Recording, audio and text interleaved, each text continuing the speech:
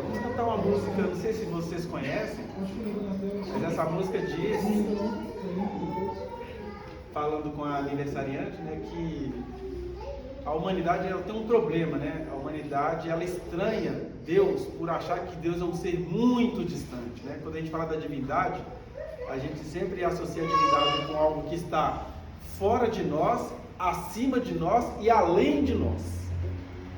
E aí essa canção vai dizer que não, que Deus é nosso amigo. Estava dizendo que a humanidade estranha Deus por ele se parecer distante, mas quando Deus se fez próximo e se fez perto lá na Galileia, para aqueles que creem em Jesus, né? A humanidade também estranhou e Jesus foi parar na cruz porque ele era próximo demais para o gosto daqueles religiosos, historicamente falando, né?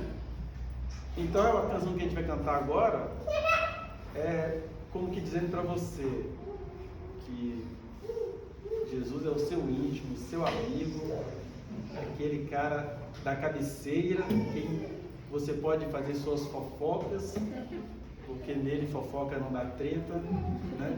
É confiança, é vida, é alegria, e nele você pode confiar. Então quem conhece essa canção, queira cantar conosco, tá?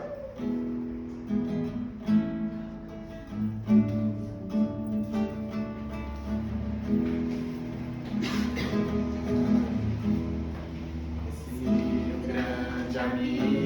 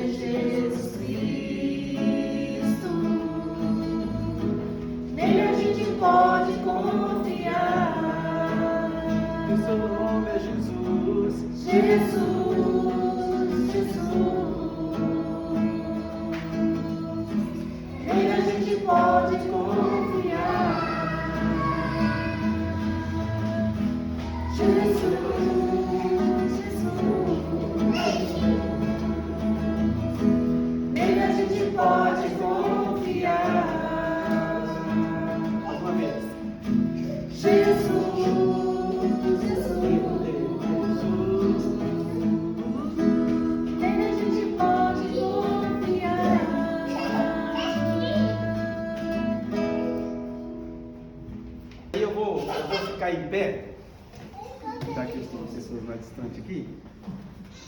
Prometo que a gente não vai demorar muito não, mas a Carla é uma jovem mulher que congrega com a gente lá na região do Pampulha e não teria graça nenhuma, e eu sei que ela pensa assim, não teria graça nenhuma a gente comemorar o nosso aniversário, mais uma passagem de vida, motor 3.6, sem a gente refletir na palavra eterna de Deus, né, que é Jesus e que se expressa uma parte dela na Bíblia. Eu sei que as pessoas religiosas idolatram muito o que está aqui, mas na verdade o que está aqui é só uma partícula de uma coisa que é muito maior, muito mais eterna, que esse amigo Jesus processa em nós, em diálogo conosco todos os dias, né? Geralmente a nossa tendência é fazer o contrário, é esquecer de Jesus e ficar com o livro, agarrado ao livro, matando pelo livro, infernizando a vida dos outros com o livro, usando o livro para virar pedra na cabeça dos outros. E Jesus é muito maior do que isso, mas é claro, se até para o direito você tem que ter documentos, né? Para a psicologia, que é uma das minhas profissões, você tem que ter lá pelo menos os 24 volumes do Freud, para alguém que abre um salão, uma loja de estética, você tem que ter um manual, né? Então também banalizar totalmente isso é covardia, porque o princípio está aqui. E aqui deste princípio, ali em Gênesis, no capítulo 35, dos versículos 16 ao 22, a gente tem o momento complexo e contraditório da vida de uma mulher. O nome dessa mulher é Raquel. Raquel, no nascimento do seu segundo filho, ela estava realizando um sonho e a gente não faz ideia do que significava um filho para uma mulher em cerca do século 13 e 14 a.C., né, que foram os tempos de Raquel. E ela estava tendo ali o seu segundo filho, quando no meio do parto, um parto muito complicado, ela no meio das dores de parto fala assim, chama o menino de Benoni. Benoni que significa filho da minha dor. E aí ela vem a falecer e o seu então marido Jacó fala assim, não, Benoni não, Benjamim. Benjamim, o filho do meu braço direito, né? Que nasceu com a força do Senhor. Daí o nome Benjamim, esse é até um nome muito querido, né, na cultura judaica, na cultura hebraica, que vem anteceder a cultura cristã. Mas menino, por que você está falando de uma mulher que morreu no parto, no aniversário de uma jovem mulher? Que terrorismo é esse? É porque quando a gente que conhece a Carla vai pensar no aniversário dela, naquilo que poderia lhe fazer bem, é a gente entender que a palavra de Deus ela tem uma mensagem para a mulher no século 21, né?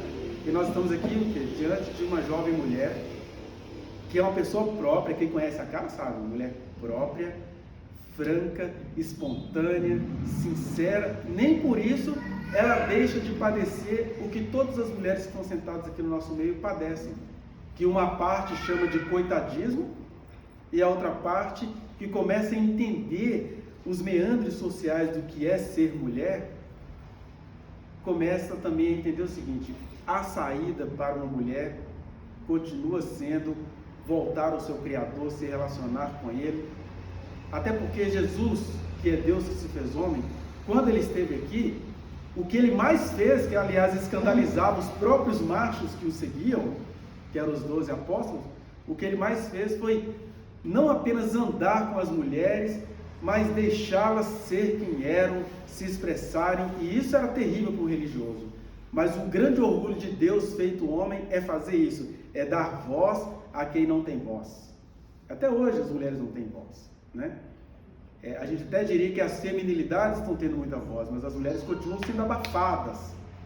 E a gente vê na Raquel, com esse pequeno excerto que eu peguei da vida dela, né? A Raquel, nome cujo significado é algo parecido com flor cheirosa, né? Uma flor bela e cheirosa, seria mais ou menos o significado de Raquel. E aí, ela tem várias faces na vida, ou várias fases. Primeiro, ela nasce com o sexo feminino, e nascer com o sexo feminino já é nascer marcada para ter de enfrentar toda forma de silenciamento, toda forma de rejeição, toda forma de maldade, tanto por parte de homens da sociedade em geral, quanto por parte de outras mulheres. Outro dia eu estava aguardando alguma coisa em algum consultório, não lembro do que era, mas estava passando uma notícia de um homem que estava molestando uma menina de 5 anos. Aí a pessoa do meu lado resmungou assim, mas também, né, essas meninas de 5 anos hoje, né? Meu Deus, quase que eu viro um bicho, né? Porque ia ter baixaria na hora, que ia bater naquele cara. Como é que você consegue pensar isso de uma menina? Que nasceu com sexo feminino, o cara consegue pensar que uma menina de 5 anos perto de um homem de 40, a menina de 5 anos é que é a grande ameaça. Aí não é só um cara que pensa assim, não. Nas casas, as mulheres vão se lembrar disso aí, uma mulher que é sorridente, espontânea, com iniciativas como a Carla, essa menina dá pra virada. Esse sorrisinho, isso é difícil demais. Quer dizer, um menino popular é só um menino popular, mas a menina popular já está sendo vigiada por algum primo, vizinho, até religioso, pastor, alguém está ali tramando alguma coisa, a menina ser apenas quem ela é. espontânea, conversada, feliz, alegre, como o menino seria e não seria recriminado por isso, né? Aí teve esse episódio em algum consultório, né, numa recepção, e teve uma outra situação onde eu também sou professor de sociologia, e um dia eu estava dando aula sobre essas questões, sobre os direitos das crianças, e para minha surpresa era uma turma de educação de jovens e adultos. Algum aluno levou uma história de que tinha um militar de 40 anos molestando uma menina de 11 anos. Aí eu comecei a mostrar que, independentemente das vontades da menina, da curiosidade dela, dos desejos dela, um homem de 40 anos que se vire para assumir o crime que ele está cometendo. Assim, metade da turma se levantou e foi embora para casa, né? Homens e mulheres de uma turma de educação de jovens e adultos. Por que eu estou dizendo isso? Porque nascer com sexo feminino já é ser passível. Isso não é coitadismo. Se a humanidade entendesse isso, muitas coisas iriam melhorar.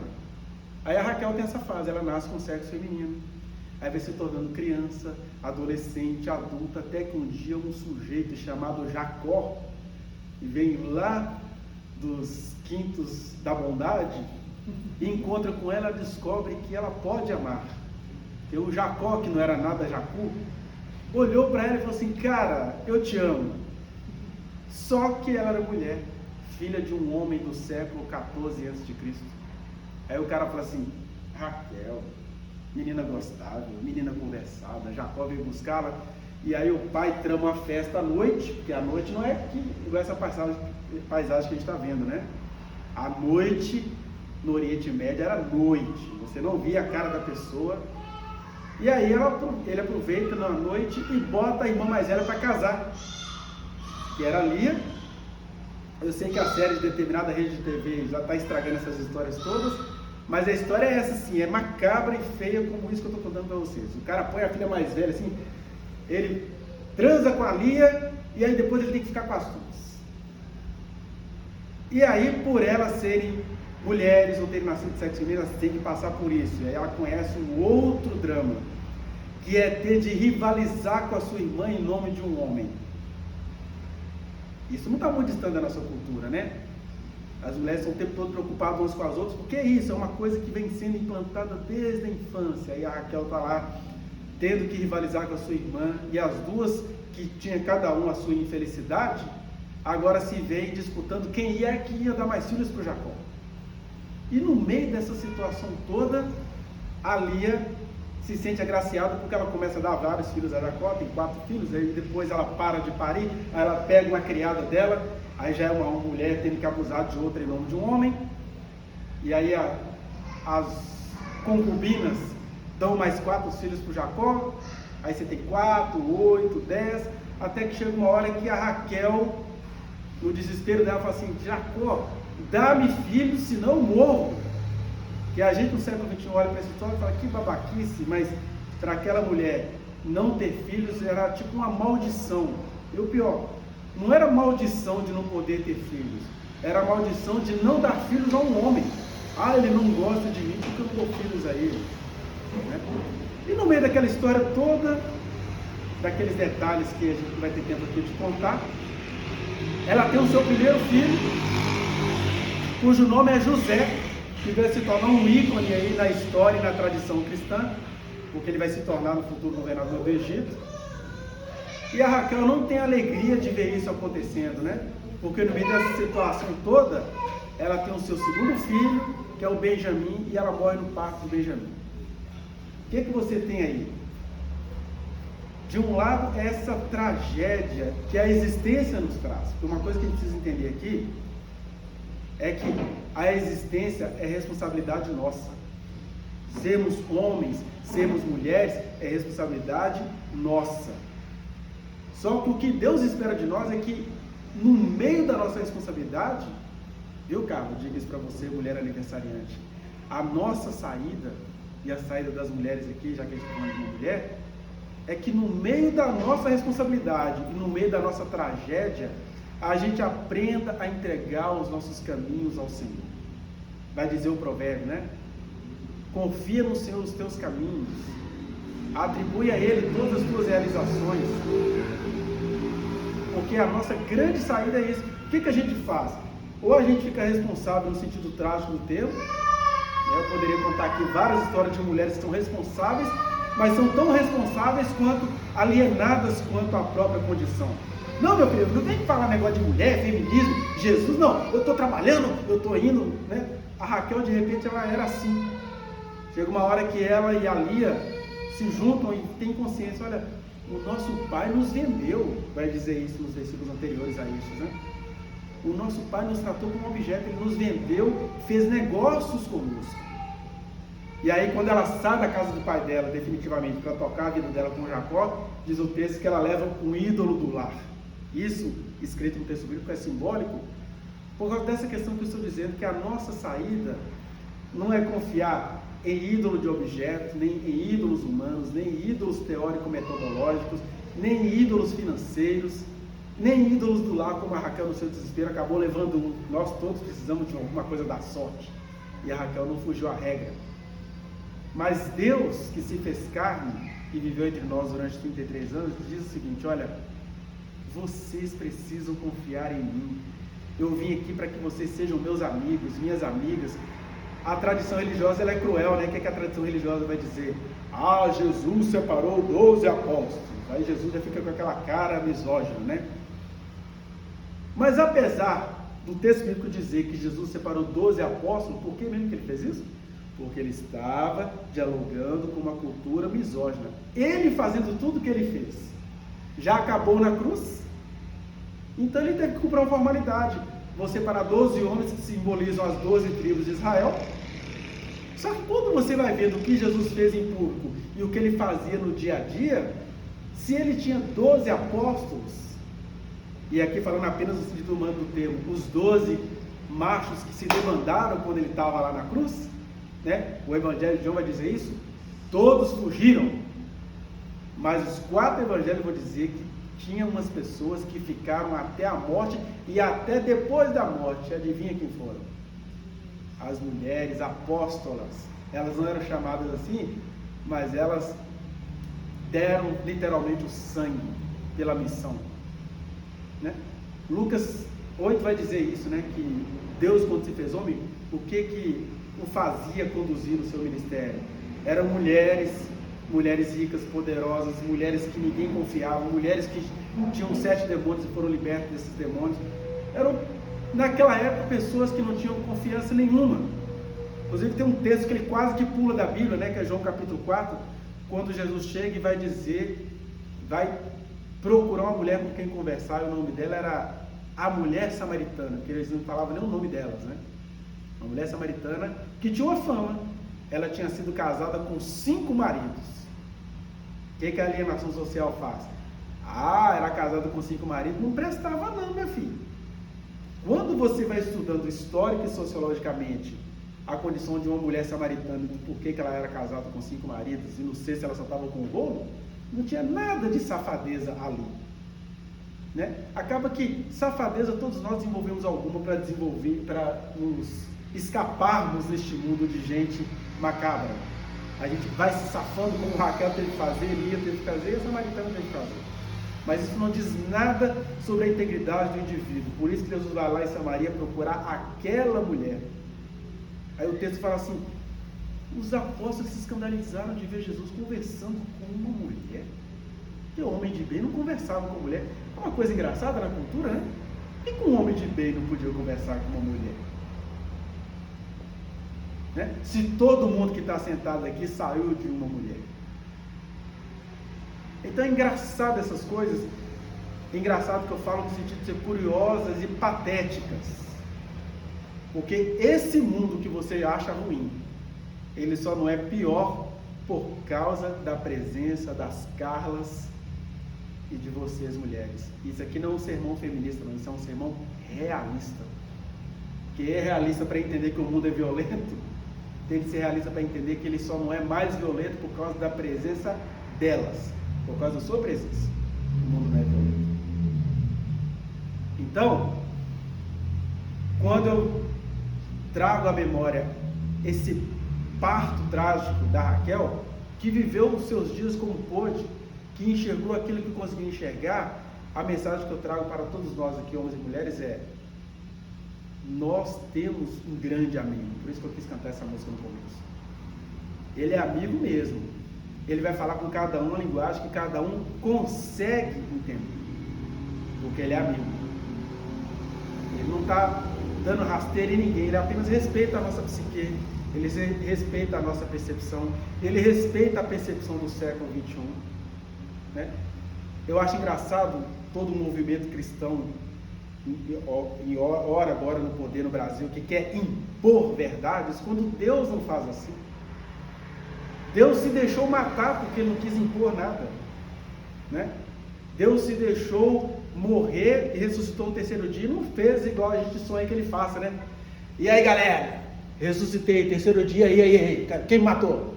E o Deus que a gente queria era esse, o Deus efidástico, o Deus que chega chegando. Não, ele ressuscita discretamente como uma mulher ou como um viadinho, né? Que também sofre as consequências da feminilidade que assume. E aí ele vai embora pela porta dos fundos. Ele não chamou as autoridades, ele joga, vim dizer para vocês que eu estou vivo, quero ver quem me mata agora. Esse é o sonho do religioso. O sonho de Deus não, o sonho de Deus é só ser o seu amigo, o seu bate-papo de cabeceira, aquele cara que no momento que você acha mais ridículo, ele está ali junto com você. Para quê? Para te ouvir, para te ajudar a se descobrir. Então, a Raquel não teve essa percepção, porque o verbo não tinha se feito carne. Mas a gente pode aprender com a história da Raquel, a flor cheirosa, que a gente pode ter essa percepção. E ele vai nos dar o livramento que nos cabe. Ele vai nos dar o livramento que nos cabe. Não é aquela coisa impositiva, né? Se não for assim, Deus não existe. Não, ele vai nos dar o livramento, vai nos dar o entendimento, vai nos dar o crescimento. E às vezes o livramento tem cara de chatice. Porque eu sei, né? Eu lido com juventudes todos os dias. E a gente vai vendo que aquela mulher que tem um pouco de consciência, aquela jovem mulher, ela é vista como chata, importuna. Possivelmente a Carla já passou por muitos desses momentos, por ser quem ela é. Mas eu posso te dizer uma coisa, aniversariante. Deus só tem orgulho de você. Porque o sonho de Deus feito homem é que as mulheres fossem assim, do jeito que Deus as fez. Ousadas, vanguardistas. Essas coisas que a gente não pega de querer botar a mulher debaixo do sovaco do homem ou debaixo do tênis do homem, isso são coisas de um mundo maldito que ama a maldição. O mundo que Deus criou, ele foi feito para ser inovado todos os dias por estas que tem o potencial para dar à luz, porque em Cristo até a maternidade deixa de ser uma obrigação. Maternidade foi desespero para Raquel, para Lia, para tantas mulheres. Hoje Deus não quer nem que você seja mãe, Ele só quer que você seja mulher transformada nele, amiga dele. Aquelas amizades escandalosas, não sei se o pessoal aqui conhece muito a Bíblia, mas eu já estou encerrando. Num momento como esse aqui, um belo dia, uma mulher judia, com uma história, uma reputação. O que é reputação? Reputação é aquilo que as pessoas pensam da gente. Quase sempre não coincide com aquilo que a gente é. Mas às vezes você vai dando cabeçadas ali, né? Porque às vezes você é uma pessoa digna no meio de pessoas que acham que você não presta. Então qualquer frase que você fala já é vista como uma indignidade. Aí uma dessas mulheres entra no aniversário de alguém, na casa de um religioso renomado na cidade. Ela entra por trás e vê naquele homem capial da Galileia o Deus do universo. Esse foi o escândalo. Ele é Deus do universo, ele tem resposta para mim? Pois ela se prostra aos pés dele, começa a chorar, beijá-lo e enxugar as suas lágrimas com os seus próprios cabelos. Isso era a verdade dela, era a dignidade dela. O que a moral religiosa de quem estava presente pensou? Pensando até com determinadas partes do corpo em ação. Essa mulher beijando o pé desse homem aí. Alguns religiosos santos, puxa, poder estar limpando é meu pé, né? Oh, meu Deus, aí o cara pensa assim, mas ele se posiciona assim: se você fosse profeta mesmo, você bem saberia quem é essa aí. Entendeu? O discurso é religioso, mas o pensamento é o mais perverso possível. E o que eu acho bonito em Jesus é que, sem ele falar nada, eu estou aqui falando que eu não sou Jesus, eu sou tagarela. Mas Jesus, Deus do universo, ele não falava nada.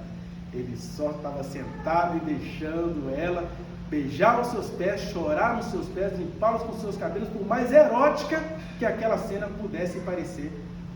É como se ele estivesse dizendo: danem-se religiosos com suas morais. Entende agora porque ele foi crucificado? Quem aguenta um homem desse? Aí, depois que todo mundo falou, todo mundo ranhetou, grunhiu os dentes, ele fala, aí começa o sermão dele: olha, eu entrei na sua casa com os meus pés sujos, né? Porque tem que lembrar que não tinha asfalto, né? Não tinha empresa de piche. O cara ia para a festa, ele tinha que se lavar na entradinha do prédio ali. Ó, eu cheguei na tua casa com os meus pés sujos, você nem me deu água para lavar meus pés. E ela não para de lavá-lo com suas lágrimas. Eu cheguei na sua casa, toalha você não me deu para limpar meus pés. E ela não para de enxugá-lo com seus cabelos.